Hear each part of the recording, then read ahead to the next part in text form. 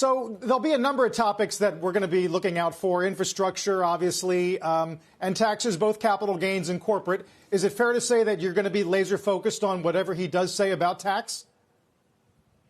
Absolutely. I think two things. One, we're looking to hear on infrastructure that there is a bipartisan way forward. We were pleased to see the problem solvers proposal, Senator Capito's proposal. We think there is a bipartisan compromise that would be durable and lasting on critical infrastructure. And there are ways to pay for that that don't require this big tax increase at such a pivotal time. And I thought what you were just talking about on capital gains is scary, right? And the idea that we're going to punish people for investing in the economy right now just seems outrageous. I don't think that that can pass Congress, and we're going to make real sure it doesn't. Does it matter? I wonder how forceful you find the argument that capital gains really targets, if you believe some of the data or some of the IRS filings, 1/3 of 1% of the population. I think the data that concerns us is what it does to investment in public companies, what that does to middle-class pensions and middle-class 401ks, what it does to people deciding to go public, the impacts on the markets, and that data is what really concerns us.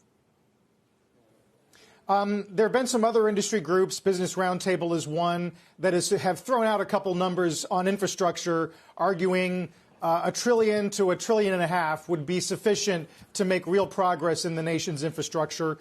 Some of the proposals we're seeing from problem solvers are a little south of that. Do you think they need to go higher? You know, we've been less focused on the size of the overall package than is what's in the package actually critical and actually infrastructure, and what are the pay-fors? And so with that combination, we want to focus on good policy first and then the size second. Suzanne, it's Morgan. I just want to go back to the capital gains, proposed capital gains increase here. I mean, you just talked about the fact that this would be bad for business investment. And we were started the hour having this conversation. Has the chamber ever actually crunched the numbers? Is there data that exists that shows a correlation between a higher cap gains tax rate and entrepreneurship, business creation, et cetera?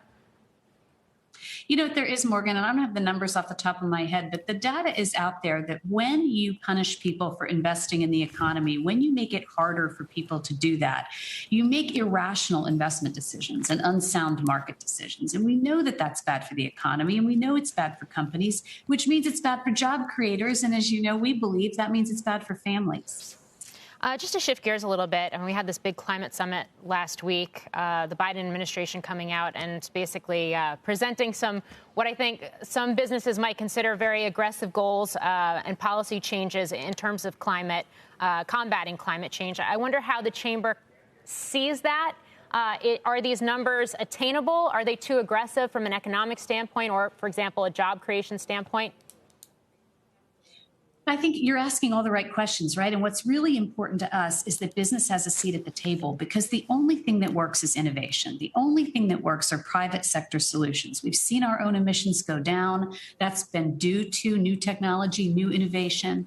And so business being at the table and being able to say, look, we have a climate problem. There are business solutions, technology solutions to this problem, and we need to tackle two things at once, which we're able to do, which is to say we need to tackle climate change while preserving innovation in the economy. And we don't have to sacrifice one for the other.